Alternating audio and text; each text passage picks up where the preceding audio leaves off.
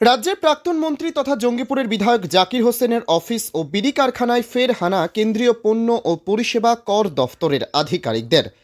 মঙ্গলবার সন্ধ্যায় সুতির औरंगाबादে শিববিড়ি সংস্থার হেড অফিসে আচমকা হানা দেন আধিকারিকরা। সাথে ছিলেন প্রচুর সংখ্যক কেন্দ্রীয় বাহিনীর জওয়ান। যদিও সেই সময় সেখানে উপস্থিত ছিলেন না ওই বিড়ি সংস্থার মালিক তথা জঙ্গিপুরের তৃণমূল বিধায়ক জাকির হোসেন। জানা গেছে রাত 9টা পর্যন্ত নথিপত্র খতিয়ে দেখার কাজ চলছে। তদন্তকারী দলটি তৃণমূল বিধায়কের অফিসের কর্মীদের জিজ্ঞাসাবাদ করেছে বলে জানা গিয়েছে। সূত্রে জানা যায়, মঙ্গলবার বিকেলে সিজিএসটির আধিকারিকদের একটি দল জঙ্গিপুরের তৃণমূল বিধায়ক জাকিরের অফিসে যায়। 8 জায়গায় একসঙ্গে হানা দেয় তারা। কর সংক্রান্ত একাধিক নথি খতিয়ে দেখেন প্রতিনিধি দলের সদস্যরা।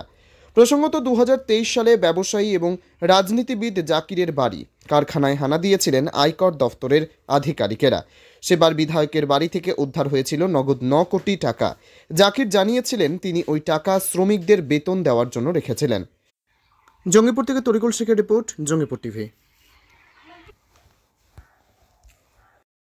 ছিলাম, সমস্ত কপারেট করেছি। আমি আইন মেনে ব্যবসা করি, আমি আইনের ব্যবসা করি।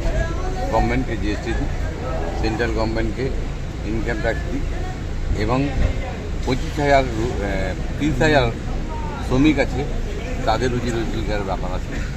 আমরা চাই তারা সুখে থাক এবং আমরা চাইব অফিসার যারা দিয়েছিল তারাকে আমি ধন্যবাদ জানাই। তারা সঠিক রিপোর্ট লিখবে এবং সঠিক সমস্ত কিছু মিলেছে। কেন আমি একজন জেনুইন ব্যবসায়ী হিসেবে আমি 8 ঘন্টা ধরে টাইম দিয়েছি এবং আমি চাইব যে কম জেনে এগুলো হয় তাহলে মানুষের একটা আতঙ্ক ছড়াচ্ছে, আতঙ্কটা যেন না হয়।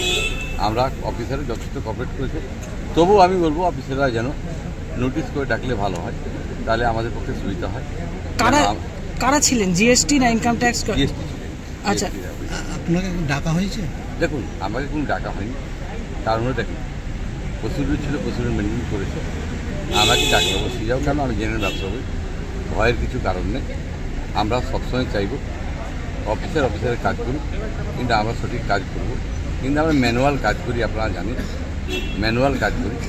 তাতে হয়তো আপনারা জানেন লেবার দিয়ে কাজ, কোনো মেশিনারি নাই। এখানে জায়গায় ওখানে রেখেছি, কিন্তু কোনো কিছু ভুল নাই, সঠিক। বছরে এইভাবে 2-3 বার করে আসছে আপনাকে? দেখুন, আমি 2-3 বারে হ্যারাস হচ্ছে ঠিক, কিন্তু আমার মাননীয় মুখ্যমন্ত্রী আমাদের আছে এবং আমার সেন্টারের উপর ভরসা আছে যে তারা পাঠাক। কিন্তু আমি চাইব এত না পাঠিয়ে বিচ্ছিন্ন না করে যে চিঠি পাই। রাজনীতি বলবো না, কেন বলবো জানি না।